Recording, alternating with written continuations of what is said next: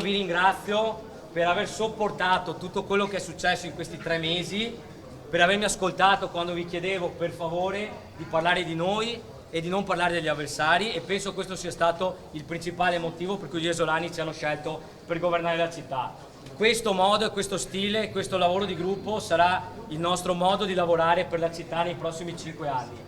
Attorniato da collaboratori e sostenitori, una fascia tricolore già in mano, Christopher De Zotti può festeggiare l'elezione a sindaco ricevuta con un mandato netto dagli iesolani.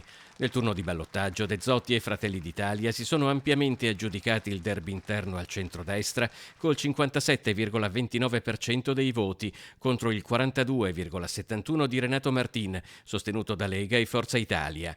Ma anche l'astensione è stata ampia. Al secondo turno ha votato il 45,39%.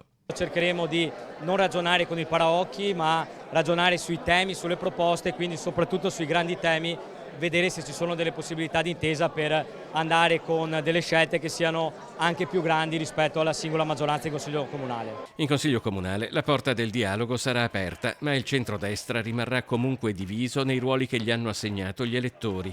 Fratelli d'Italia in maggioranza assieme ad altre civiche, Lega e Forza Italia all'opposizione. Cercheremo di dare una risposta laddove ci sono problemi sociali, di sicurezza, facendo passare però un messaggio, ovvero che Jesolo è una città sotto controllo, è una città sicura, quindi i turisti possono continuare a scegliere tranquillamente Jesolo come meta delle proprie vacanze, e poi il tema della viabilità che soprattutto in questi giorni, in queste settimane di stagione è centrale, e lo vediamo. Uscita dalla crisi della pandemia, Jesolo è tornata ad essere una capitale del turismo balneare, ma è anche una città con più di 26.000 abitanti in crescita demografica. Da oggi cercheremo di essere l'amministrazione non solo di chi ci ha votato, di chi ha votato gli avversari e di chi non è andato a votare, per cercare di riportare un po' di fiducia nella politica e alle prossime elezioni vedere qualche isolano in più andare a votare. Quindi questo è il messaggio.